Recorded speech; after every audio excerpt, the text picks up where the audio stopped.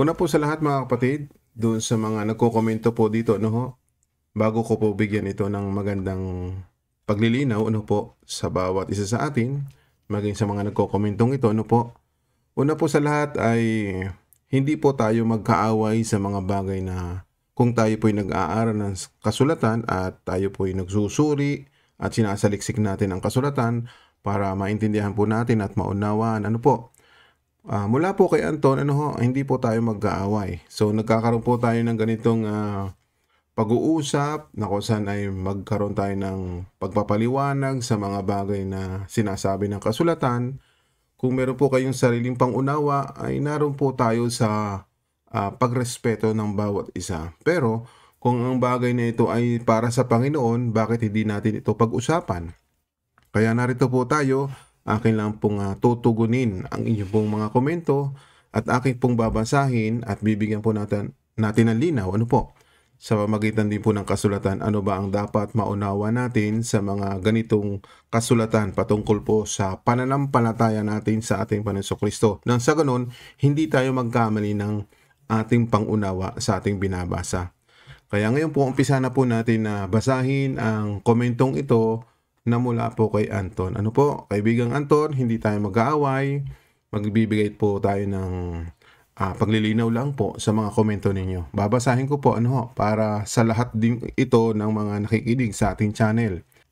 Nagbigay ko po ng sitas o ng talata dito sa Santiago 2:17. Basahin ko po. Hindi naman sinasabi diyan na yung pananampalataya mo ay kailangang ipakita na gumagawa ka ng mabuti. Ano ba ibig sabihin mo dito? Ituloy ko lang po dito sa baba. Ang sinasabi ni Santiago, ang pananampalataya ay may kalakip na mabubuting gawa. O, tama naman po yun na itinuturo ni Apostol Santiago sa kanyang mga sulat. Ito bang sulat ni Apostol Pablo o sulat ni Apostol Santiago ay galing ba sa kanya? Di ba't hindi po? Yan ay ipinasulat ng Panginoon sa kanya para maintindihan po ng mga taong bumabasa ng kanyang sulat, Hudyo ka man o hindi Hudyo, ay siyempre para malaman natin kasi yung sinasabi ng ating Panginoong Kristo na isinulat ni Santiago, yan ay para doon sa mga bumabasa. Kahit po ikaw ay lahing Hudyo o hindi ka lahing Hudyo, tinatawag kang hintil para maunawaan natin na yung sinasabi dito sa sulat ni Apostol Santiago sa 2:17, para bang ang inyong pagkaunawa ay hindi na kailangang gumawa ng mabuti para sa kaligtasan. Kaya nga po, para maging malinaw sa atin, ano ba yung salitang mabubuting gawa?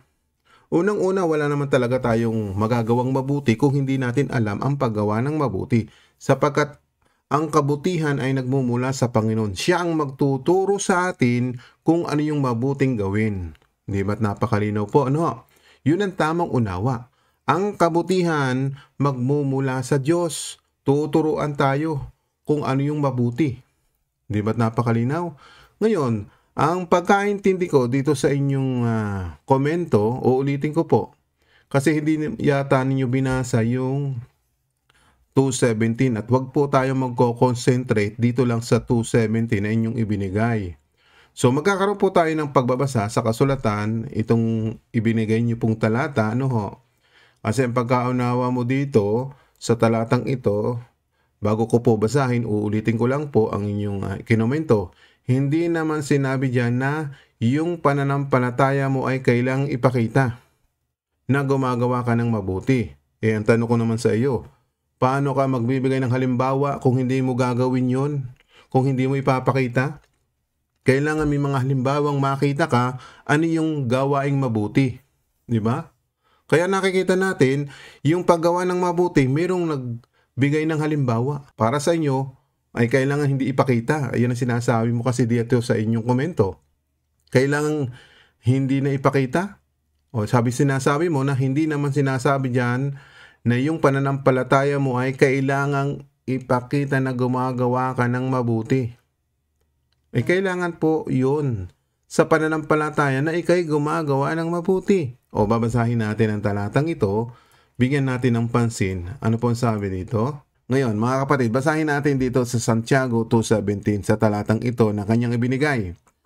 Basahin natin. Gayon din naman, ang pananampalataya na walang mga gawa ay patay sa kanyang sarili. So ano po yung pagkakaiba ng pangunawa po ninyo? Ang sinasabi po ninyo sa mga talatang ito na ating binasa, ano po, ay para bang ang layo ng inyong unawa. Babalikan ko po na ang sinasabi po ninyo, no, hindi na kailangang gumawa ka ng mabuti pagdating sa pananampalataya. Parang ganun ang dating ano ho. Pero sinasabi dito sa 2:17 na ating binasa, gayon din naman ang pananampalataya na walang mga gawa ay patay sa kanyang sarili. Ibig sabihin, pag sinabing patay, ano ba yung ibig sabihin? Kung ikay may pananampalataya na walang gawa, pag sinabing patay, ito isang bagay na ibig sabihin wala na yung silbi. Pag sinabing patay, hindi na yung pakikinabangan, patay na po yun, di ba? Kung magta-translate tayo sa ibang salin, sa ibang Tagalog, ano ho, magpapalit lang po tayo. Sabi po dito, ganito rin naman ang pananampalataya. Kung hindi ito kinikitaan ng mabubuting gawa, wala itong kabuluhan. So, kailangan talaga ipakita, mga kapatid, yung mabubuting gawa. Para bang, binabago nyo yung unawa. Kasi ang inyong unawa dito sa 2:17, hindi naman sinasabi diyan na yung pananampalataya mo ay kailangan ipakita na gumagawa ka ng mabuti. Sinasabi po naman dito, kailangan palang ipakita yung mabubuting gawa. Yan po, nakalagay po. Ito, kinikitaan ng mabubuting gawa, ay wala daw itong kabuluhan kung walang kinikitaang mabubuting gawa. Yun nga po, kaya sinasabi sa ibang salin, patay, walang kabuluhan. Kaya kailangan din po sa ating pananampalataya yung mabuting gawa. Kailangan sa atin yung mabuting gawa. Ang tanong, saan ba nanggagaling yung salitang mabuting gawa? Di ba sa Diyos? Hindi man talaga tayo makakagawa ng mabuti kung walang ipinakita ang Diyos na mabuting gawa. Yun ang dapat yung malaman. Sa Diyos nanggagaling yung mabuting gawa. Ngayon, kung wala tayong makikitang mabuting gawa, paano tayo magkakaroon ng mabuting gawa? Paano tayo sasampalataya? Kasi ang pagsampalataya, dahil nga sa yung kabutihan ng Diyos na ipinakita sa atin, kaya tayo ay sasampalataya. So, yun ang malinaw, no ho? Ngayon, dito naman po, sa inyong parang binibigyan po ninyo to ng emphasize, ito pa ang sabi po ninyo, sa mga komento ninyo, babasahin ko rin po, ang sinasabi ni Santiago, ang pananampalataya ay may kalakip na mabubuting gawa. So, mabuting gawa lang po kasi wag natin munang dadagdagan ng mabubuting gawa. So, nakasalin po dito ay mabuting gawa. So, babalikan natin yung isang salin sa ADB.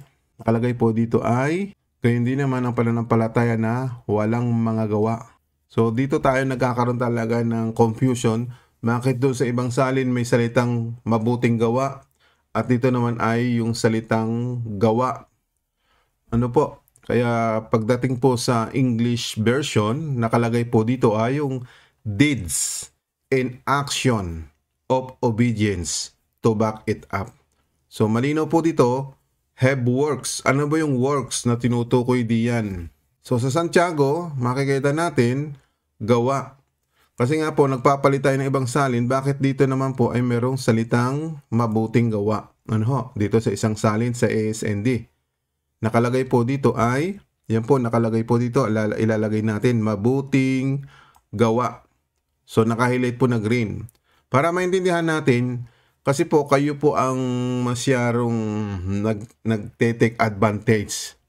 So, kalakip na mabubuting gawa. So, wag muna natin i-take advantage yung ganung mga word. Kailangan ma-emphasize muna natin yung salitang mabuting gawa. Sapagkat yung salitang mabuting gawa, nagmumula sa Diyos. Hindi ito sa tao. Ano? Hindi nagmumula sa tao yung salitang mabuting gawa. Yun po ang nakasalin dito sa mga nakasulat po sa kasulatan. Mabuting gawa. Ano ho? Sa Diyos po nagmumula. Ngayon, para ininaw pa natin, at itutuloy ko po inyong komento, sabi pa dito, no ho? Iba ang itinuturo sa inyo dahil kay Mr. Owen. Napaka-importante sa kanya yung mabubuting gawa. Kaya nagbibideo siya ng nagbibigay sa mga tao para maipakita niya na may pananampalataya siya at sumusunod sa mga utos. Ganun ba kapatid ang tunay na pananampalataya? Yan.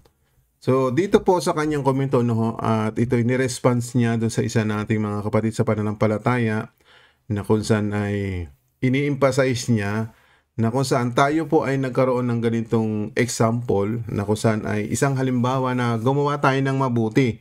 Nang sa ganun, para alam natin yung mga taong walang-wala mabigyan ng tulong. Kasi po yun ang mabuting gawa. Tinutulungan yung wala. Tama po ba? Katulad mo, kung wala ka, nahingi ka ng tulong. Yung may mabuting puso, tutulungan ka. Di ba? At meron namang walang mabuting puso, ay kahit anong hingi mo, hindi ka tutulungan.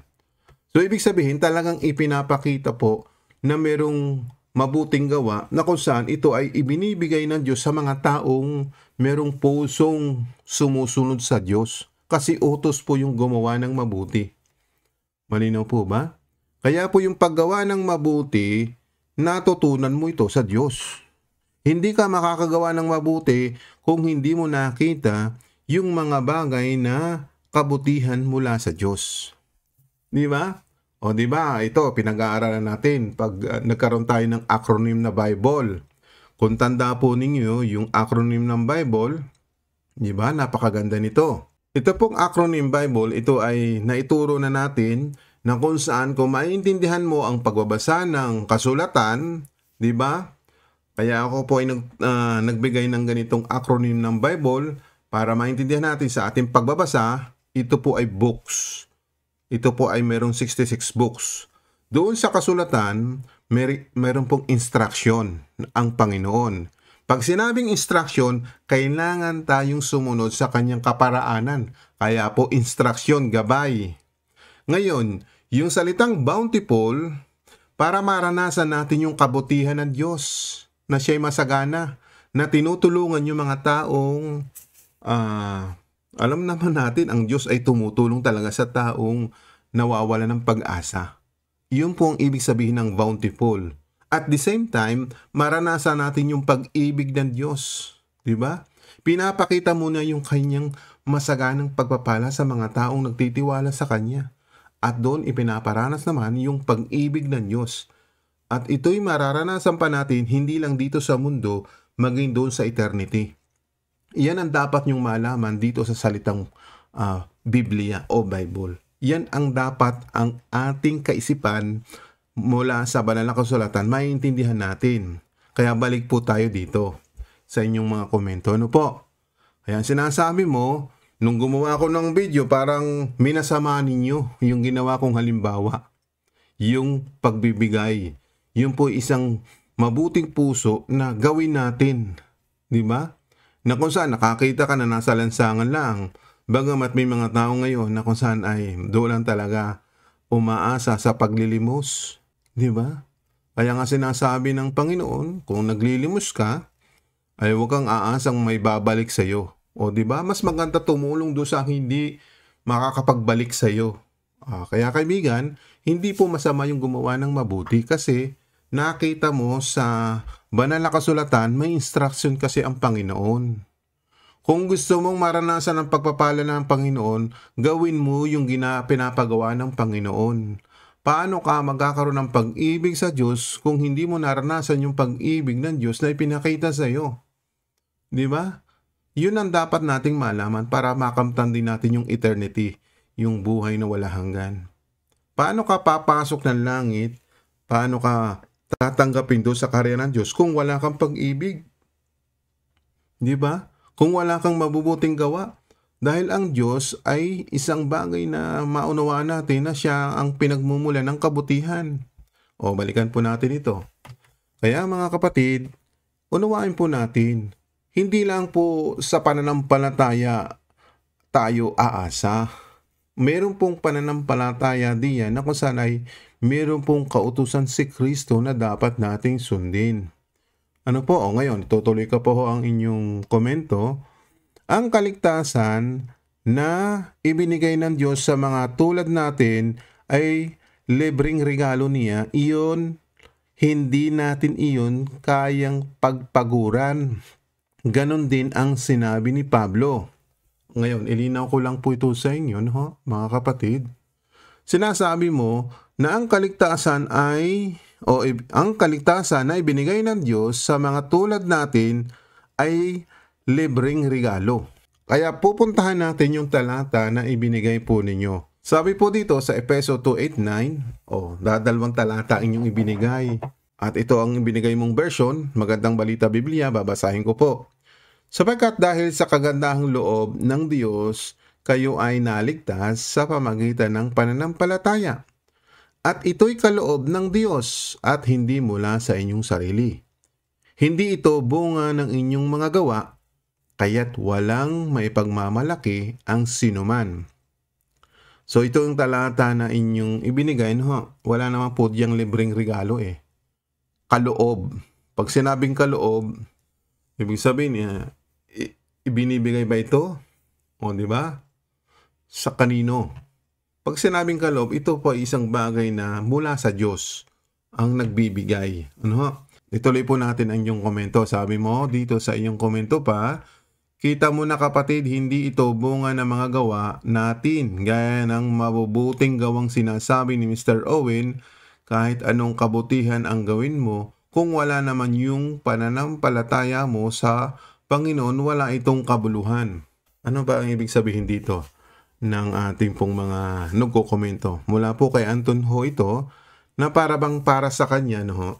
Ano daw ang kabuluhan ng mabubuting gawa kung wala kang pananampalataya? So, dapat mong maintindihan, kaibigang Anton, nagkaroon po ako ng pananampalataya kaya gumagawa ako ng mabuti. Bakit? Itinuturo ng pananampalataya na gumawa ka ng mabuti. Kaya yung sinasabi ko doon sa mga in-upload kong video kung bakit ako nagbigay ng halimbawa, mayroon na po akong pananampalataya. Parang sinasabi mo sa akin, wala akong pananampalataya tsaka ako gumagawa ng mabuti. Tanungin ko po sa inyo, yung bang gumagawa ng mabuti ay wala ba yung pananampalataya sa Diyos? Ang tao po, kapag iyan ay gumagawa ng mabuti, yan ay meron takot sa Panginoon. Dahil ayaw niyang gumawa ng masama. Yun ang dapat yung malaman. Akala nyo ba yung gumagawa ng mabuti, wala yung pananampalataya? Yung bang ibig mo sabihin? Na sinasabi mo kahit anong kabutihan ang gawin mo, kung wala ka namang pananampalataya. Bakit po ganyan ang inyong kaisipan? Alam niyo po, yung kabutihan nga, nagkakaroon ng isang tao dahil ito'y nararanasan ng isang tao na siya'y merong kinikilalang Diyos kaya gumagawa siya ng mabuti. At yun na nga yung pananampalataya, kaya ikay gumagawa ng mabuti. Di ba? At aalamin natin na yung kabutihan at yung gawa, dapat niyong malaman sa mga bagay na kasulat. So, babalikan ko po yung 2:8-9. Babasahin na natin at lininawin natin ito. Maaring nagkakamali lang po kayo sa pagkaunawa dito sa talata na inyong ibinigay. So pupuntahan ko rin po yung version na Magandang Balita Biblia at babasahin ko po yung talatang iyon na inyo pong ibinigay. Ano ho? So punta po tayo at babasahin natin ito. Ito po ang talata na inyong ibinigay sa Magandang Balita Biblia, Efeso 2:8-9. Babasahin ko po ano. Sabi dito, sapagkat dahil sa kagandahang loob ng Diyos, kayo ay naligtas sa pamagitan ng pananampalataya. At ang kaligtasang ito'y kaloob ng Diyos at hindi sa pamagitan ng inyong sarili. Hindi ito bunga ng inyong mga gawa kaya't walang dapat ipagmalaki ang sinuman. Ngayon, unawain po natin ito, no? Dito muna tayo sa verse 8. Ngayon, lalakipan po natin ng English version para mas maintindihan po natin. Ano ho? Yan. Ngayon, ang sinasabi dito, sapagkat dahil sa kagandahang loob ng Diyos. Ano ba yung kagandahan ng loob ng Diyos? Yan ang sinasabi ko po sa inyo. Yan yung kabutihan ng Diyos na mararanasan ng tao kaya gagawa ka ng mabuti. Yung kagandahang loob ng Diyos, yun ang kanyang bountiful of grace of God. Yung kasaganaan ng Diyos na ipaparanas ito sa tao. Yung kabutihan ng Diyos, yung kagandahang loob ng Diyos. Kaya tayo'y maliligtas kung meron tayong pananampalataya. Nakita po ba ninyo? Ang kaligtasang ito ay kaloob ng Diyos at hindi sa pamagitan ng inyong sarili. O ito yung halimbawa na kung saan para ikaw ay maligtas laang, kasi po yung mga Israelita, ito yung naging halimbawa para maintindihan natin. Ang mga Israelita, tinuturuan doon sa lumang tipan, doon sa tinatawag na law of demands. Ibig sabihin yung pamamaraan ni Moises na ibinigay sa kanya na kailangan sumunod sa kautusan na kung saan pag sila'y nagkasala, magdadala sila ng tupa, toro, paghahandog sa kanilang kasalanan. So ang ino-offer nila yung kanilang mga hayop, tupa, o yung mga palatuntunan doon sa Law of Moises. Malinaw po ba? Nang sa ganon, maipakita na kung saan sila ay napapatawad kung sila ay maghahandog ng mga tupa. So napapatawad o naaalis ang kanilang kasalanan dahil sa kanilang paghahandog ng tupa at toro. So yun ang palatuntunan ng Diyos sa mga Israel. Ngayon, itong talatang ito ay para ba sa Israel? Talatang iyan itinuturo sa mga hindi Hudyo, sa mga hintil. Dapat mong malaman, kaibigan. Bakit? Kaya ang sinasabi dito, yung sinabing kaloob ng Diyos, ang Diyos mismo ang nagkaloob. Hindi ka na pwedeng magkaloob ng mga handog ng tupa o toro para huwag ka na magmalaki. Kasi nga, ang Diyos na magkakaloob Bakit? Sino ba ang pinagkaloob ng Diyos? Di ba't yung kanyang anak? Sa halip na mga tupa, hayop, toro, ang ihandog mo, ay hindi na. Ang Diyos na ang maghahandog para sa iyo para wala ka ng daling tupa, wala ka ng daling toro, para mapatawad ang iyong kasalanan. Kaya dito, dapat nating maunuan mga kapatid. Yang paghahandog ng mga Israelita, inalis na nga po. Dahil ang ginawa ng Panginoon, yung kanyang bugtong na anak, ang inialay para sa pagtubos ng kasalanan ng mga tao. Upuntahan natin sa English para maintindihan natin. Sabi dito, for it is by free grace. Nakita ba ninyo yung salitang free? Libre. Sinasabing, walang bayad yan. Sino ba yung grace na tinutukoy? Yung free grace na tinutukoy, si Kristo po yung ibinigay, yung kaloob para sa paghahandog ng kasalanan. Hindi na ikaw maghahandog ng tupa, toro, para pawiin ang iyong kasalanan. Kaya dito ipinapakita sa mga hindi Hudyo, huwag nating tularan yung ginagawa ng Israelita. Kaya sinasabi pa dito, God's unmerited favor, that you are saved. Maliligtas ka dahil meron pong pinagkaloob ang Diyos. Ano yung pinagkaloob niya? Yung kanyang anak. Di ba? Di ba't ang sabi ng anak ay ganito? Para maintindihan mo, pupuntahan natin yung sinabi ng anak doon sa ama. Okay, puntahan natin yung Hebreo 10:5. Ito po ang paliwanag yan. Okay, para maintindihan yung offering na mismo yung kanyang sarili ang in-offering, yung ating Panginoong Kristo na nagkatawang tao. Basahin natin. Dahil diyan, nang si Kristo'y naparito sa daigdig, sinabi niya sa Diyos, sa kanyang ama, ang mga pag-alay pati mga handog at mga hayop na handang sunugin, hindi mo na ibig sa dambana dalhin. Hindi mo kinalugdan ang mga handog na sinusunog at mga handog upang pawiin ang kasalanan. Kaya't inihanda mo ang aking katawan upang maging handog. So yun po yun. Yan po yung offering na ibinibigay po dito sa ating binabasa. Malinaw po ba? Yan ang dapat yung malaman mga kapatid. na kung saan maintindihan ninyo itong talatang ito. O, puntahan pa natin yung English version. So, malinaw po ba? Yan ang sinasabing pre-grace. Yung biyaya na ipagkakaloob sa halip na magdala ka ng hayop, tupa, toro para ihandog. O, balikan natin ito, no? Naget ba ninyo ang ibig sabihin dito sa Hebreo 10:5? Sabi dito sa English, hence, when he Christ entered into the world, he said, sacrifices and offerings you have not desired, but instead you have made ready a body for me to offer. So yun po yung ibig sabihin diyan. Inihanda yung katawan ni Kristo, yung kanyang katawan para maging handog. O, basahin natin dito, no? Kaya pagpasok niya sa sanlibutan ay sinasabi, hain at handog ay hindi mo ibig, ngunit isang katawan sa akin ay inihanda mo. So yung palang ibig sabihin, yung ino-offer yung kanyang katawan. Sa halip na magdadala ka, wala ka naman sigurong pambili. Paano na yung mahihira? Paano mapapatawad nga naman sila? Kamahal-mahal po ng mga tupa ngayon at mga toro para ihandog lang sa iyong kasalanan. So, hindi ka na magdadala nun kasi tapos na yung paghahandog ni Kristo. Si Kristo na yung inihandog para sa ating mga kasalanan. So, malinaw po ba dito sa ating binabasa? Sa 2:8.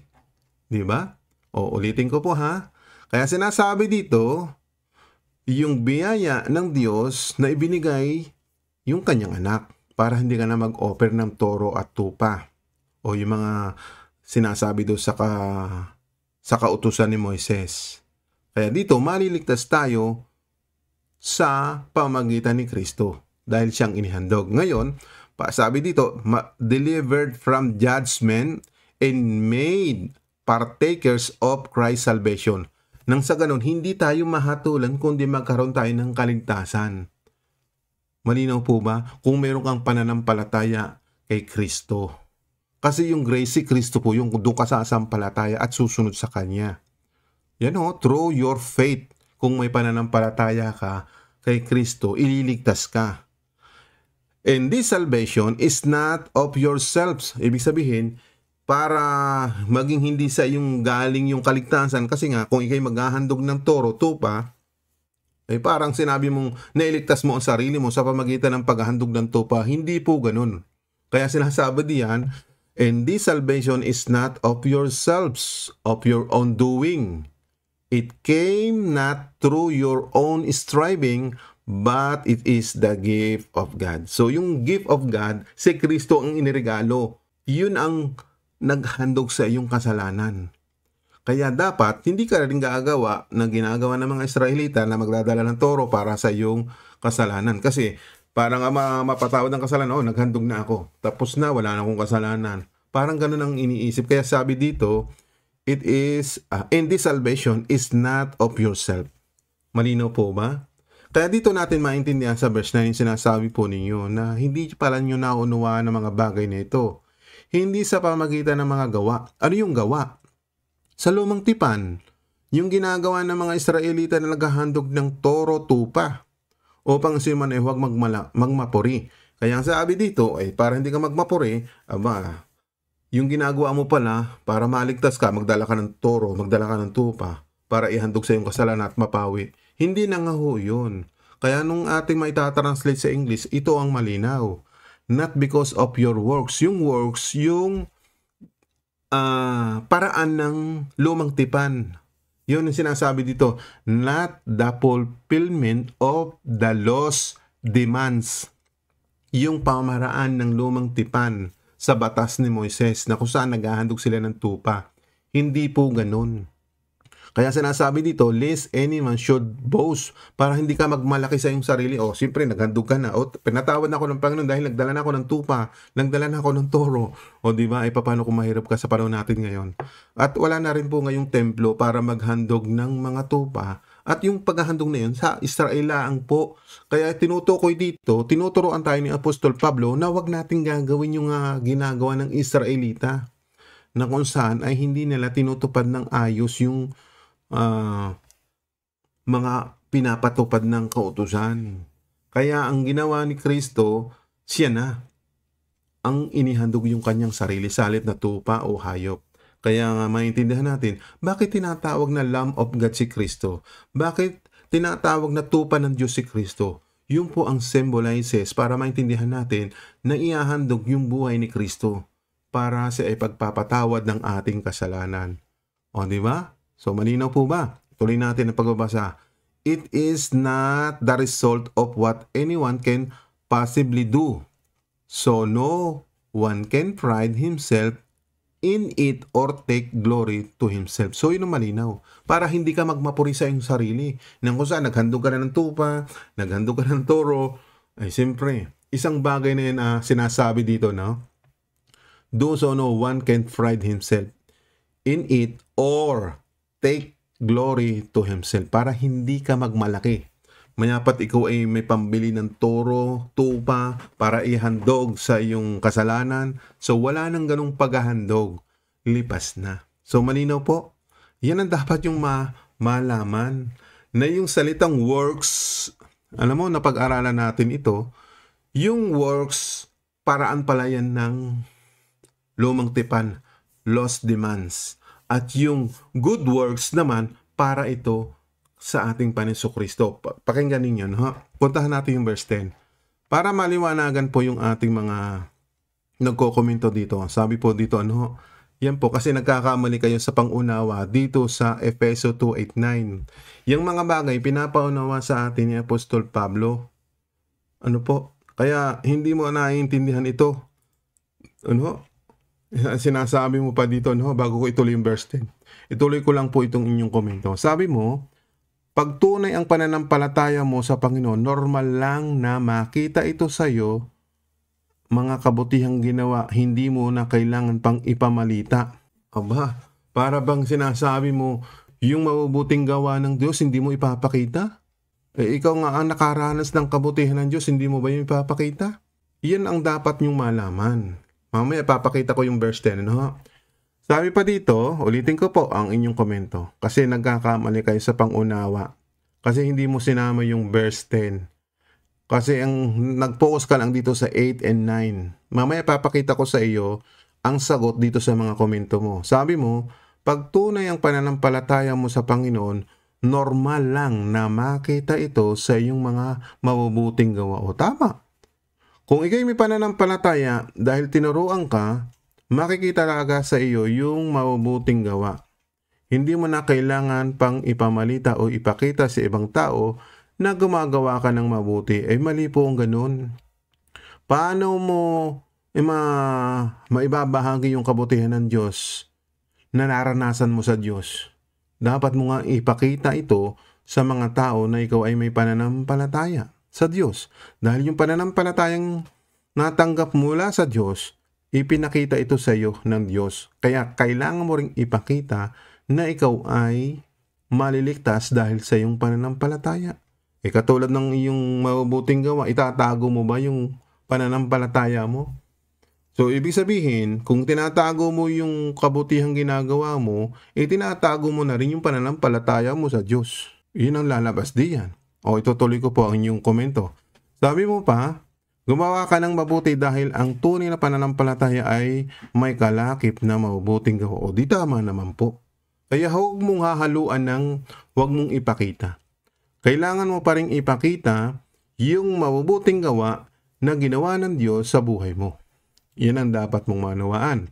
Tuloy pa natin. Di ba napakaganda noon na ang iyong binigay sa atin ng Diyos, salvation by faith, hindi naman salvation by works.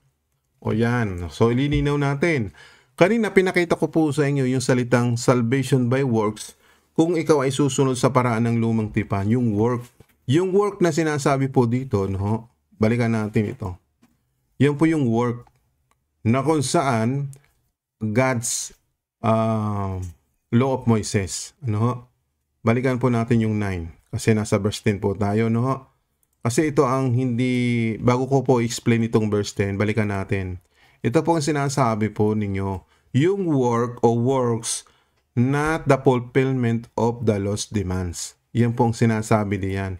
Kaya lang po kayo nagkakamali, akala nga ninyo yung work, yung salvation by work, hindi ka na nga maliligtas kung ang iyong paraan ay paghahandog pa rin ng tupa at turo. Hindi ka maliligtas kasi wala na pong ganung paraan. Ang paraan po ngayon, si Kristo nang inihandog para maligtas tayo. Ang kailangan mo, sumampalataya at paggawa ng mabuti. Yan po yun. Ano po? Ayan ang malinaw. Kasi ang hindi nyo po napapag-unawa itong salitang work. Sabi nyo, ang faith hindi naman salvation by works. Ano yun? Ang pananampalataya hindi daw kaligtasan by works.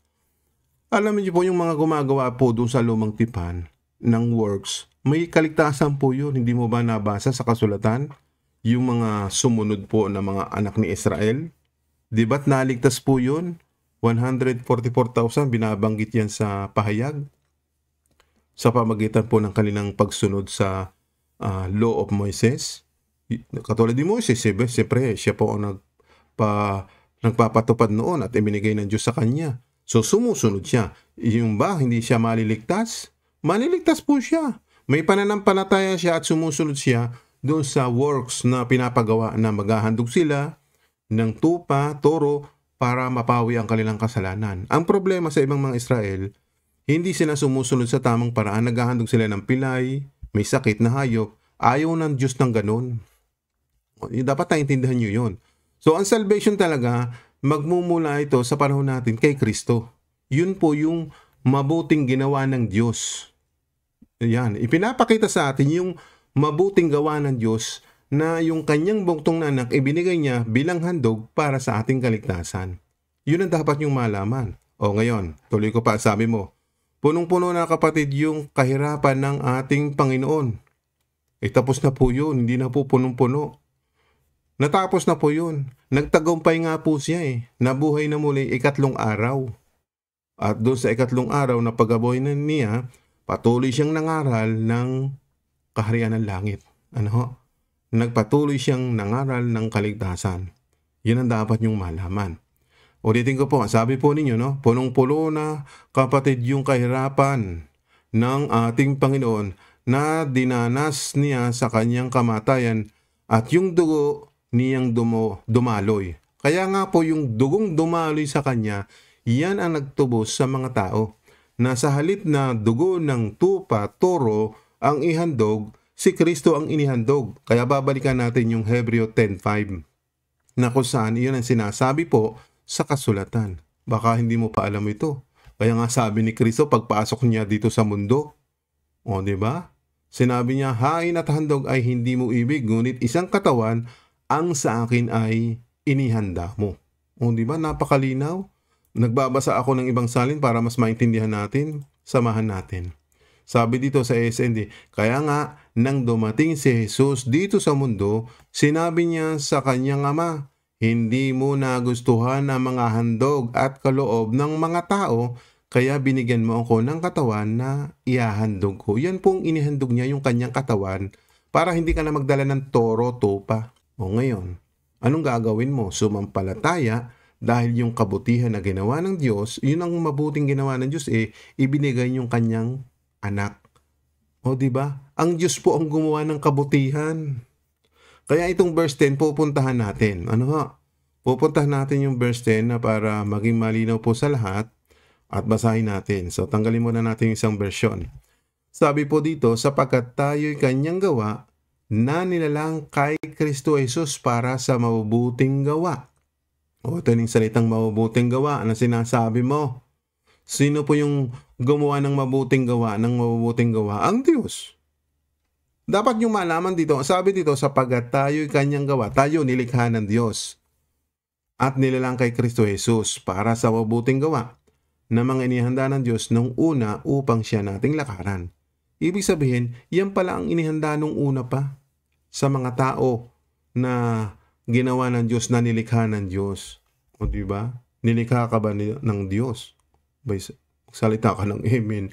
Kasi kung hindi ka nilikha ng Diyos, kanino ka nalikha?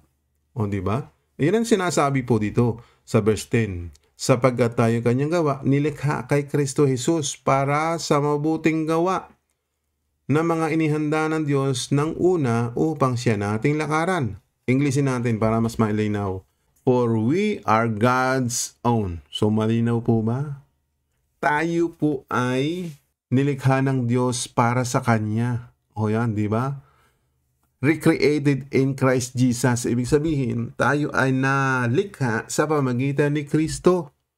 Na ang dati, ikaw ay masama, na ngayon, nagbago ka. Nung ikay sumampalataya sa Kanya, nakinig ka ng Kanyang aral at turo, kaya ikay nagkaroon ng pananampalataya. Nung nagkaroon ka ng pananampalataya, dito natin nakita yung kabutihan ng Diyos. Paano mo hindi ipapakita ito sa iba kung hindi mo nakita yung kabutihan ng Diyos? Kaya nakita mo yung kabutihan ng Diyos, kailangan mo ring ipakita sa iba na yung kabutihan ng Diyos na ginawa sa iyo, hindi mo ba ibabahagi yun? Hindi mo ba ipapakita? Yan ang sinasabi mo kanina, no? Na kailangan ay hindi mo na ipakita sa gawa.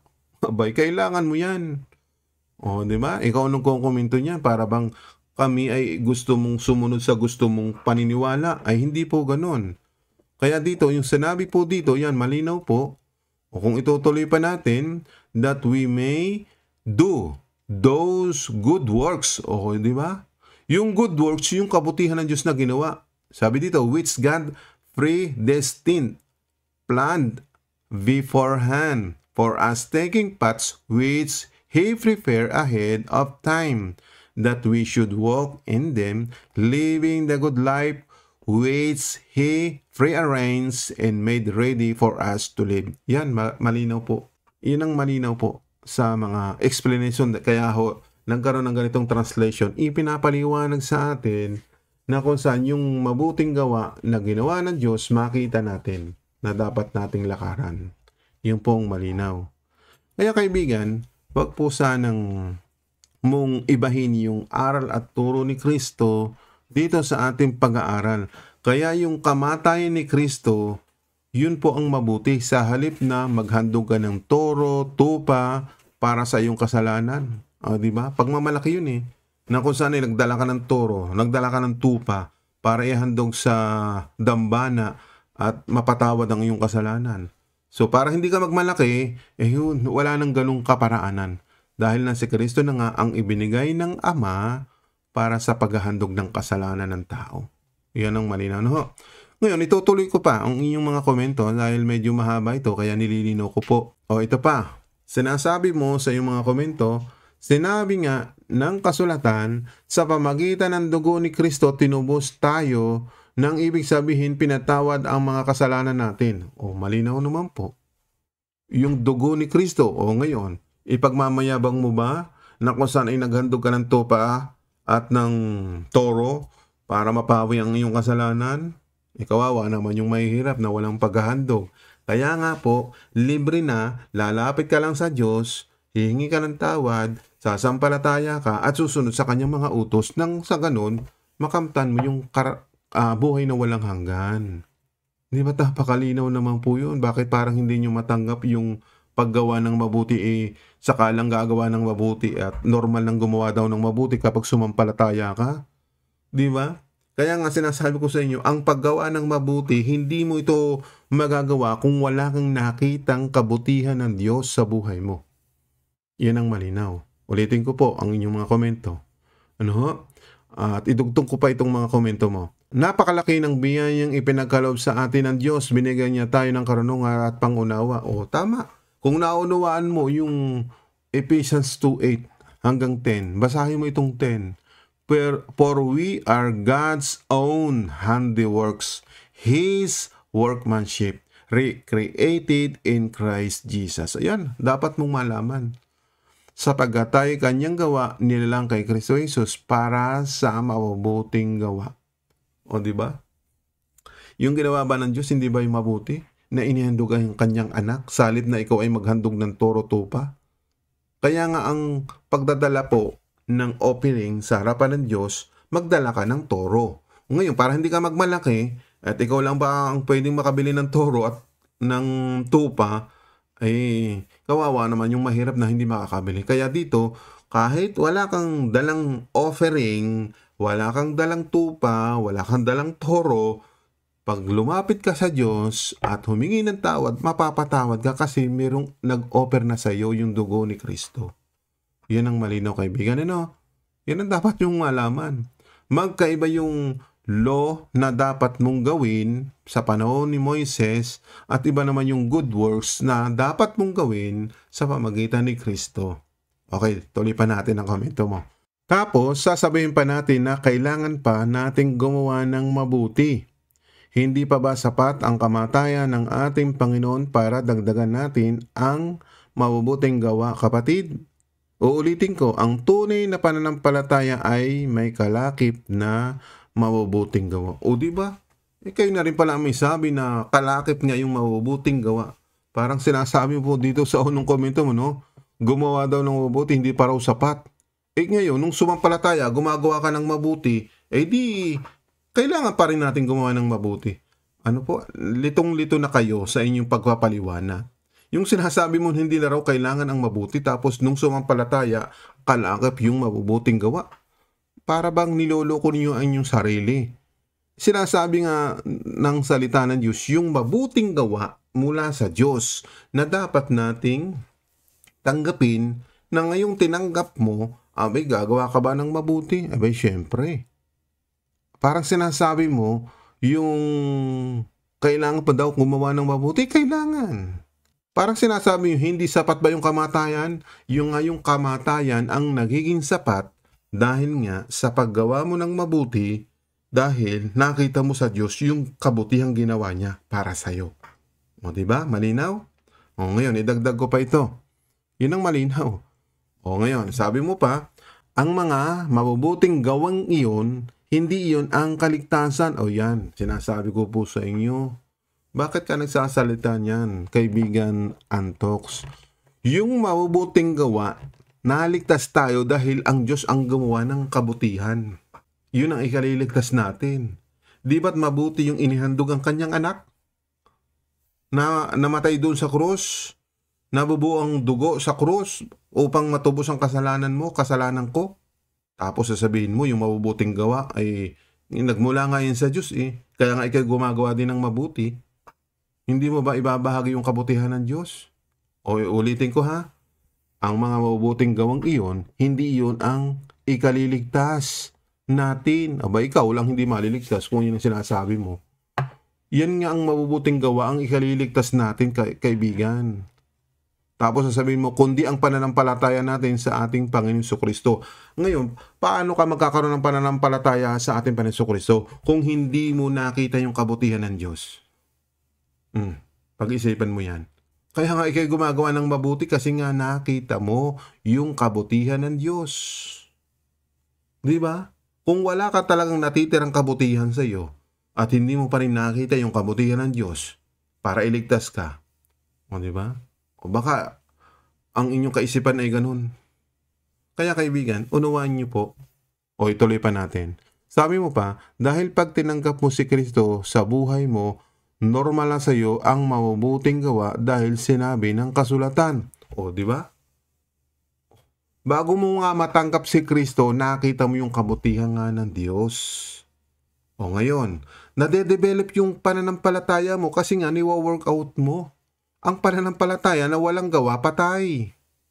Di ba? Di mo ba naalaman yun? O ngayon, balikan natin yung Santiago. Hindi mo pa naunawan itong Santiago na binasa mo kanina. Gayon din naman ang pananampalataya na walang gawa, patay. Iyan po ang sinasabi diyan. Nagbigay ka ng talata, hindi mo pala naunawaan. Kaya kailangan, bago ka magkaroon ng pananampalataya, alam mo yung gusto mong gawin ay mabuti yun. Makinig ng aral ni Kristo. O di ba makikinig ka muna. Di ba't mabuti yun? Kasi hindi ka magkakaroon ng pananampalataya kung hindi ka muna nakinig ng aral ni Kristo. O di ba? Makikinig ka muna. Bago ka magkaroon ng pananampalataya, ang tanong ko sa iyo, saan ang galing ang pananampalataya mo? Di ba sa pakikinig? Iba ang napakinggan mo, kaibigan. Kaibigan Anton, sinasabi mo dito dahil sa pagtinanggap mo daw si Kristo sa buhay mo, normal sa iyo ang mabubuting gawa. Hindi yun normal. Ano po? Hindi yun normal ang tawag doon. Ang tawag doon, ikaw ay excited. ikaw ay masaya, ikaw ay nagagalak. Abay, para sa iyo ay normal lamang. Parang standard lang. Ang kaligtasan na matatanggap natin ay talagang ikaw ay excited na. 'Di ba? Pag nakatanggap ka ng regalo, 'di ba? Pinamamalita mo nga ito eh. Oh, 'di ba? Ang ganda ng aking regalo. Tingnan mo, ang binigay sa akin, napakaganda, 'di ba? Ina-appreciate mo para sa inyo. Ay, pag tinanggap mo yung regalo, wala nang gagawin. Hindi mo nabubuksan yung regalo. Parang ganun. Eh, di hindi mo nakita anong laman ng regalo yung binigay sa'yo. O, di ba? Naintindihan ba ninyo? Tuloy natin pa ang inyong komento. Kung ano tayo ngayon ay gawa ng Diyos at sa pakikipag-isa natin kay Kristo Jesus ay nilikha niya tayo para sa mabubuting gawa. O di mabubuting gawa pa rin ang resulta. Bakit para bang hindi sapat sa inyo yung sinasabi mo dito? Balikan natin to. Tapos sasabihin pa natin, kailangan pa ang nating gumawa ng mabuti. Hindi na pa ba sapat ang kamatayan? O di ba? Parang inaalis mo dito sa talatang ito ang paggawa ng mabuti. Tapos pagdating dito sa kabila, kung ano tayo ngayon ay gawa ng Diyos at sa pakikipag-isa natin kay Kristo. Bago ka nakipag-isa kay Kristo, bago ka sumampalataya kay Kristo, nakagawa ka muna ng mabuti, di ba? Nakinig ka, di ba? Ito yung pakikinig. Mabuti yun. At para magkaroon ka ng pananampalataya, napakinggan mo yung aral ni Kristo. O di ba? Nauna pa rin yung mabuti. Bago ka magkaroon ng pananampalataya, baliktad pala sa inyo, kailangan pala muna sumampalataya para makagawa ka ng mabuti. Di ba? Ayan ang sinasabi mo pa, oh. Inihanda niya nung una. O, di ba't nauna yung salitang mabuting gawa? O, di ba? Kaya nga nung una eh. Mas mauna muna yung mabuting gawa bago ka magkaroon ng pananampalataya. Diba? So, naget ba? Magpatuloy pa tayo. At ito yung last na komento mo na binaybay ko para maunawaan mo. Sabi mo pa dito, no? Sana naintindihan mo, kapatid, ang kagandaang loob ng Diyos natin. Kung ipipilit niyong kailangan pa ang gumawa ng mabuti. Bakit daw ipipilit pa ang gumawa ng mabuti? Yun nga ang unang gawin na gumawa ng mabuti. Para sa inyo, huwag munang gumawa ng mabuti. Sumampalataya muna para gumawa ng mabuti, ay baligtad po ang inyong pangunawa. Kailangan munang gumawa ng mabuti kasi nakita mo yung kabutihan ng Diyos. Kaya ikaw ay makikinig sa aral ni Kristo. Yun ang mabuti. Ngayon, doon sa pakikinig mo, doon ka palang magkakaroon ng pananampalataya. O, di ba? Mali pala yung pagkaunawa. O, ulitin ko ha, sabi mo, sana naintindihan mo, kapatid, ang kagandahan loob ng Diyos natin. Kung ipinipilit niyong kailangan pa ang gumawa ng mabuti para maligtas, hindi na iyon tatawagin kagandahang loob ng Diyos, kundi kabayaran sa iyong ginawa. O, di ba? Para bang sinasabi mo, ano ba yung kabayaran sa inyong ginawa? Kailangan mo talagang bayaran ang iyong ginawang mali. Di ba? Pagsisihan mo. O di ba't yung pagsisisi, ginagawa mo yun? I-work out mo yung pagsisisi. Bago ka magkaroon ng pananampalataya, magsisisi ka muna. Di ba't gawang mabuti yun? Yun ang una mong gagawin. Para mapatawad ka sa iyong kasalanan. Nang sa ganon, mailigtas ka sa iyong ginawang kabutihan. Dahil naranasan mo yung kabutihan ng Diyos. Yan ang hindi pala nyo nalalaman, ano? O, ituloy pa natin. Kung ganon yung paniniwala niyo, wala kayong pinag-iba sa mga Muslim, Buddhist o iba pang mga reliyon dahil para sa kanila ang mapunta sa kaharian ng langit ay paggawa ng kabutihan. O, di ba? Talaga naman ang pagpunta ng sa langit ay kabutihan. Parang sa tingin mo, pagpunta ng langit, wala dong kabutihan. Naku po, iba ang mapupuntahan mo. Lugar ni Satanas yun. Puro kasamaan, hindi yung gumagawa ng mabuti. Ang kaharian ng langit, puro kabutihan. Baka nga maligtas pa nga yung mga Muslim na gumagawa ng mabuti. O di ba? Hindi man lahat ng Muslim ay masasama. May mabubuti din diyan. O di ba? Yung mga Budista na kung saan kinagis na nila, mali. O katulad ng mga Katoliko, mali ang na kinagisnan.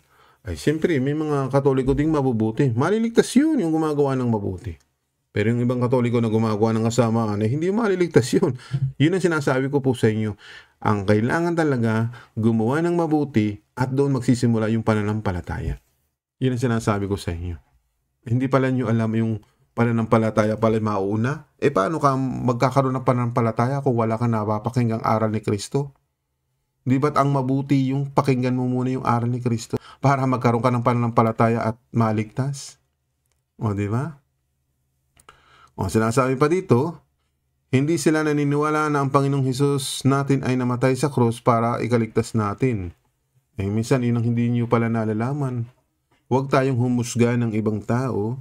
Malay mo, iligtas sila ng Diyos dahil sa kanilang mabubuting gawa. Hindi man sila pumatay, hindi sila gumawa ng anumang lumalabag sa Diyos at ang Diyos lang ang nakakaalam noon. Kaya huwag ho tayong humatol sa ibang tao. Sabi mo pa, sana pag-aralan yung mabuti ang kagandahang loob ng Diyos sa atin. Ano ba yung kagandahan ng loob ng Diyos? Di ba't ibinigay niya ang kanyang bugtong na anak para tayo maligtas? Hindi mo ba nabasa yung Juan 3:16? O ba, pupuntahan natin at basahin natin nang sa ganun, maunawaan mo yung sinasabi ng Diyos na ang Diyos po ay may kagandahang loob. O baka hindi mo alam ito. O babasahin ko para sa iyo. No? Juan 3:16. Sapagkat gayon na lamang ang pagsinta ng Diyos. Yan ang kagandahang loob ng Diyos. Yung pagsinta ng Diyos sa sanlibutan sa mga tao na ibinigay niya ang kanyang bugtong na anak. Bakit niya ibinigay ang kanyang bugtong na anak? Salip na maghandog ka nga ng hayop, maghandog ka ng tupa, ay yung kanyang anak na ang ihahandog. Yung binasa natin sa Hebreo 10:5. O, di ba?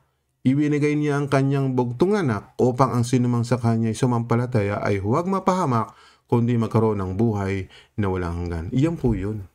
Para hindi ka magmalaki, hindi ka magmayabang do sa Ephesians 2:8 na sinasabi mo, paraan yun ng paghahandog kung tutulad ka sa mga Israelita na naghahandog pa ng toro, tupa, para sabihin mo sa iyo na, naghandog na ako ng tupa, wala na akong kasalanan. Iyon po ang pagmamalaki na sinasabi. Kaya nga dito, sa Bagong Tipan, pinapaunawa sa ating Apostol Pablo para sa mga hindi Hudyo, ay maintindihan natin na ipinagkaloob. Ito ang kagandahan ng loob ng Diyos na ibinigay yung kanyang anak. Ano? Kaya babalikan natin yung 2:10 na hindi nyo pala naintindihan ng mga bagay na yan. Yan, di ba? Tayo nilikha nga ng Diyos para sa mabubuting gawa. Parang ayaw nyo tanggapin kasi hindi mo isinama itong verse 10. Kung isasama ko pa yung verse 11, di ba't napakaganda ba? Sabi dito, para maintindihan natin mga hindi Hudyo, mga hintil tayo, sabi dito ni Apostol Pablo, kaya nga alalahanin ninyo na kayo nung una mga hintil sa laman, tinawag di pagtutuli niya ang tinawag na pagtutuli sa laman na ginawa ng mga kamay. O basahin natin sa ibang salin. Para maintindihan mo, no? Para magkaroon tayo ng pangunawa.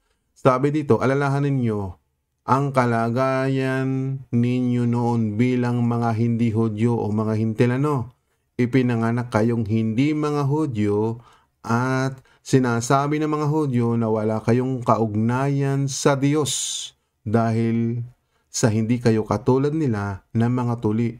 Pero sa pagkakatuling ito ay salaman lang. Yan. Pinapaunawa sa atin ni Apostol Pablo, yung kaparaanan nila, ay hindi dapat nating gawin. Sabi dito, alalahanin niyo ang kalagayan niyo noon bilang mga hindi Hudyo. Ipinanganak kayong hindi mga Hudyo. O ibig sabihin, hindi tayo lahing Hudyo. O kung itutuloy pa natin sa 12 para mas maintindihan natin, alalahanin niyo rin na noon ay hindi niyo pakilala si Kristo. Ang tanong, sino ba nagpakilala sa atin para makilala natin si Kristo? Hindi ba si Apostol Pablo? Kaya itong Efeso, maintindihan ninyo. Remember that you were at that time separated, living apart from Christ, excluded from all part in Him, utterly estranged, and outlaw from the right of Israel as a nation. Yan.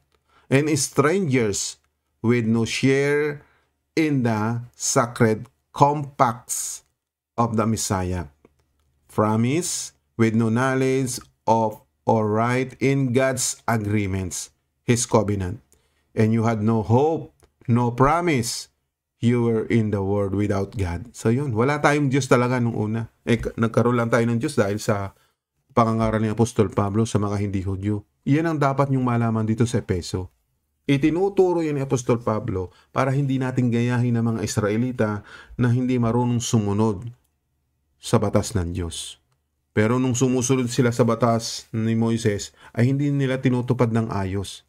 Kaya wag natin din gagayahin ang mga bagay na ginagawa doon sa law of demands, na kung saan yung paghahandog ng tupa, hindi na maaaring ganap na yon, kundi yung paghahandog ng katawan ni Kristo, yung kanyang pagbubuo ng dugo, na tubos ang mga tao kung ikay magkakaroon ng pananampalataya sa Kanya. Ang tanong, paano ka magkakaroon ng pananampalataya? Alam mo yung mabuting makinig muna. Di ba?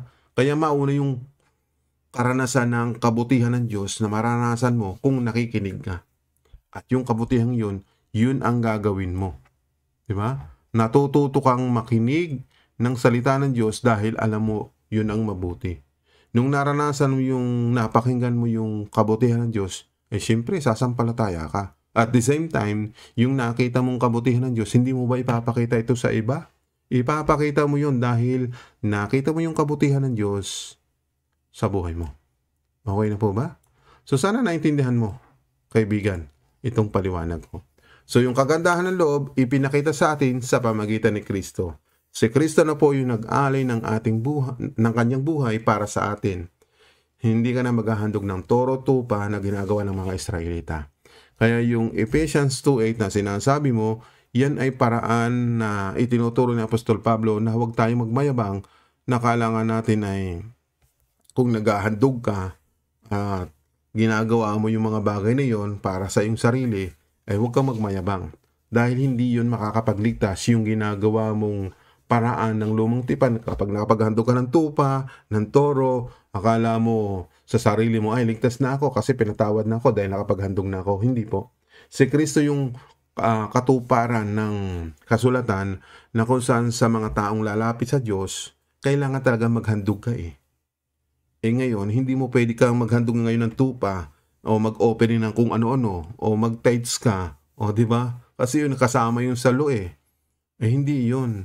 Kundi yung paghahandog na paglalapit ka sa Diyos, kailangan mo si Kristo. Makinig ka ng aral at turo ni Kristo, mapapatawad din yung kasalanan kung meron kang pananampalataya at pagsunod sa kanyang kalooban. So hanggang dito lang po, no? Kaya huwag niyong kalimutan itong ating pinag-aralan about Bible acronym. Magbasa tayo ng kasulatan, sundin natin ang instruction ng Panginoon, maranasan mo yung kabutihan ng Diyos at pag-ibig niya, at the same time, bibigyan ka ng eternity life. Yan po ang karunungang mula sa Biblia. So salamat po. Ito po yung lingkod, Brother Owen. Pagpalain po kayo, sumayin po ang kapayapaan. Amen.